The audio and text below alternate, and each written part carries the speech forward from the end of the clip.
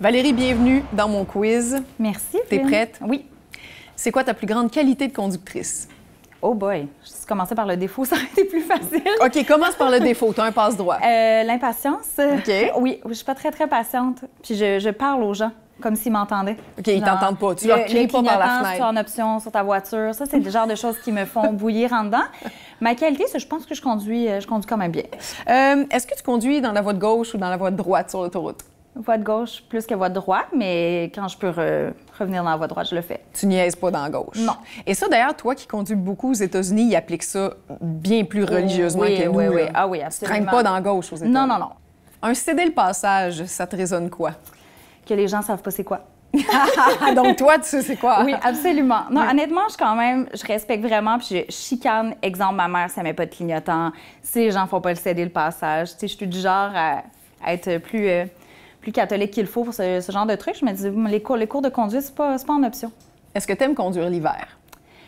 J'aime de moins en moins conduire l'hiver. Je trouve que je suis plus anxieuse en vieillissant. Ça me dérange pas dans le sens que je vais sortir de chez moi, mais je pense que j'ai des petits traumatismes, justement, de faire la route New Hampshire, Montréal, dans certains secteurs où c'est pas bien déneigé. Est-ce que tu changes tes pneus toi-même? Non, mais mon beau-père, c'est lui qui change mes pneus, le copain de ma mère, et je l'aide. Alors, c'est moi, je lui apporte le pneu, je vais faire le petit... comment ça s'appelle? Le levier, le crinque. Le crinque, je sais pas, là. Deux filles qui parlent de char, le cric. Je fais le mouvement, là. Donc, il me dit quoi faire. On a tous compris de quoi les gens, il s'agit. Quand tu veux que l'auto lève, alors je vais faire ça. Est-ce que c'est propre dans ta voiture? Ça dépend des jours.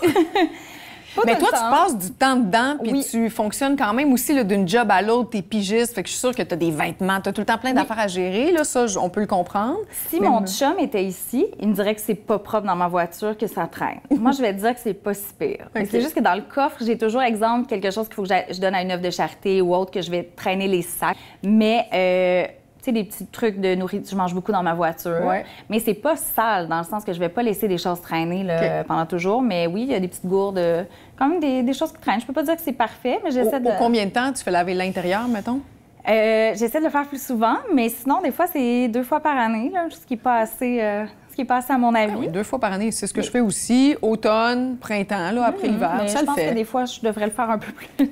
Réponse avec acceptée. les enfants, tu sais, aussi, ça... Oui, les c'est de leur miettes, faute. Ben oui. Les miettes. Hey, quand t'enlèves Lève un le siège... Oh, mon Dieu. Non. C'est ça. Tu découvres des trucs qui étaient là il y a longtemps. Hey, sérieusement, qui ont peut-être même une petite vie. Sur ce, merci. Et pour tes bonnes réponses, tu gagnes le chandail d'Éguédine derrière le volant. J'adore. Que tu peux fièrement porter. Merci, Val. Ça semble confortable. Je te retrouve de l'autre côté. Attendez. Ah, merci pour les infos. Alors, pour changer un pneu, ça prend un crinque. C'est pas un cric? Dans 2 minutes, on propose un buzz qui mélange à la fois nostalgie et nouveauté avec l'essai d'Evelyne Audet.